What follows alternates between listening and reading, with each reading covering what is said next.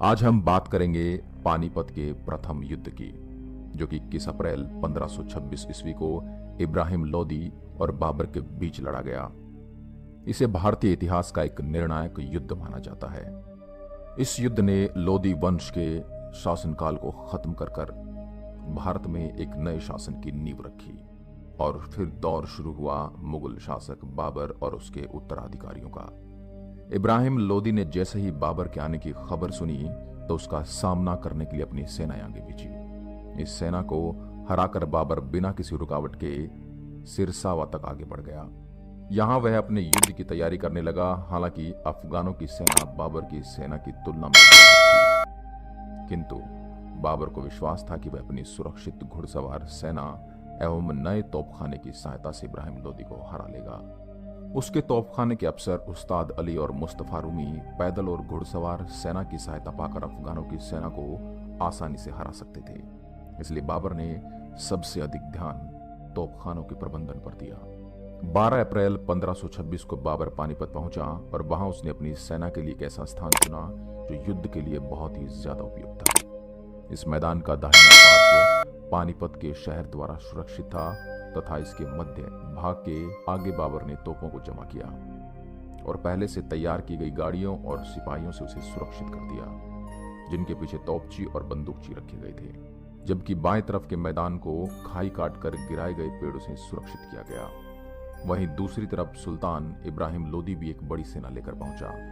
बाबर के अनुमान के अनुसार लोदी की सेना में 1 लाख सिपाही थे, किंतु यह सेना सुरक्षित नहीं थी क्योंकि इसमें बहुत से ऐसे सैनिक थे जिन्हें लड़ाई का बिल्कुल भी अनुभव नहीं था, तो सुल्तान भी अनुभवी और कुशल सैन्य संचालक नहीं था। इन कारणों से इतनी बड़ी अफगान सेना को इतनी आसानी से हराया जा सकता था। बाबर और इब्राहिम दोनों की सेना एक दूसरे के सामने बिना युद्ध के 8 दिन तक खड़ी रही। तब अंत में बाबर ने युद्ध आरंभ करने का निर्णय लिया।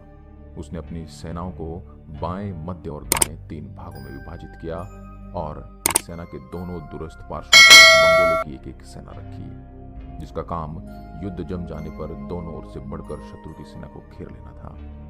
मंगोल व्यूह रचना की यह प्रसिद्ध रीति तुलुगमा कहलाती है और यह विजय का एक प्रसिद्ध साधन माना जाती थी। इस युद्ध में अफगान चारों तरफ से घिर गए और अफगान सेना पर तीरों और गोलियों की बौछार पड़ने लगी। उस्ताद अली और मुस्तफा के सिपाहियों के गोलों की बौछार से अफगान संख्या में मरने लगे। कुछ घंटों तक उनका वध जारी रहा और अफगान सेना में भगदड़ मच गई। अंततः इब्राहिम की पराजय हुई और वह लड़ते हुए मारा गया। युद्ध का परिणाम यह हुआ कि दिल्ली में लोदी वंश के शासन का अंत हुआ और पंजाब तथा दिल्ली पर बाबर का अधिकार हो गया। भारत में मुगल साम्राज्य की स्थापना हुई और साथ ही साथ बाबर के बुरे दिनों का अंत हुआ। पानीपत के युद्ध से बाबर को बहुत ज्यादा संपत्ति प्राप्त हुई, जिसे उसने अपने प्रजा तथा सैनिकों में वितरित कर दिया। कहा जाता है कि युद्ध जीतने के बाद बाबर ने पूरे काबुल में प्रति व्यक्ति अशर्फियां बांटी थी और इसके बदले में उसे कलंदर की उपाधि दी गई थी। इतिहास में पहली बार भारत के युद्ध में तोपखानों का प्रयोग हुआ, जिससे भारत को जनधन की अत्यधिक क्षति उठानी पड़ी। इस युद्ध के पश्चात बाबर ने शहजादा हुमायूं को आगरा पर अधिकार करने के लिए भेजा। दिल्ली और आगरे में बाबर के हाथ बहुत बड़ी धन संपत्ति लगी थी और इसी के साथ नींव डली मुगल शासक बाबर और उसके वंशजों की। आशा करता हूं यह ऐतिहासिक किस्सा आपको पसंद आया होगा। ऐसी ही अन्य वीडियोस के लिए आप हमारे चैनल को लाइक करें, शेयर करें एंड सब्सक्राइब करें और इंतजार कीजिए हमारी अगली वीडियो।